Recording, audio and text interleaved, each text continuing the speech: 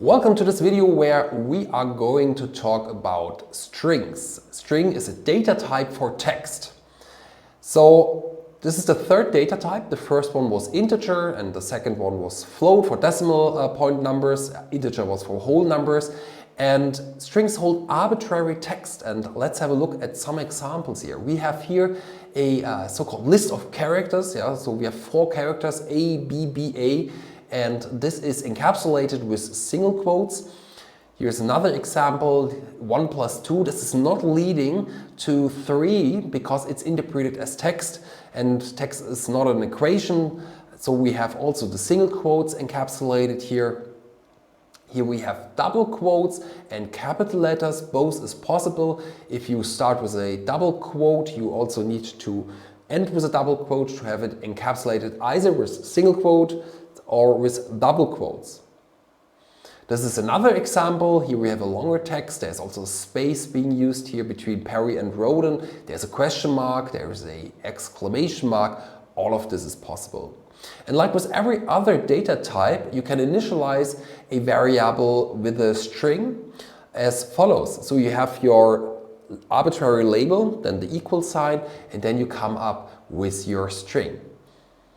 And like in the last video, I ask you again, what do you think, how is Python interpreting automatically that we have a string here and not a float or integer? This is because the Python interpreter reads the information that you provided after the equal sign, and it's seeing the first single quotation mark, and then, okay, it knows we are going for a string here. And very important to know is that it also expects you to end with a single or double quote, depending on what you have started with. So if you're not having the second one in the end, you're not encapsulating your text, this will lead to an error. And throughout the course, we are maintaining that list of data types, and we have a new entry here, the string, and in short, it's just str.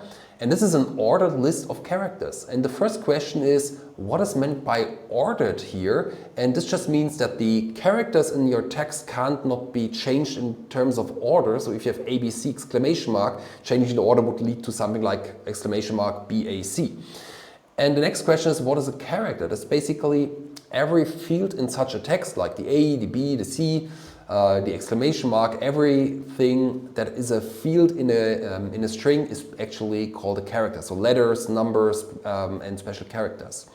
And we have some examples here, O.K.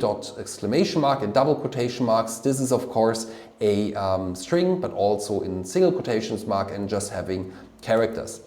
We also have a detection here going on because Python automatically knows it's a string, and as I mentioned before, it's about the single or double quotation marks. So let's have a look on some arithmetics that you can do with strings. For example, you can use the plus operator to glue multiple strings together. This is just putting the strings together like shown in this example from 3 different strings. The string in the middle is just having a blank space. We are coming to join blank space me. We can also multiply a string, or in this case it's just one character, with an integer, and this is leading to the following output, many A's, so we have 10 A's, and we have also the plus operator putting the strings together.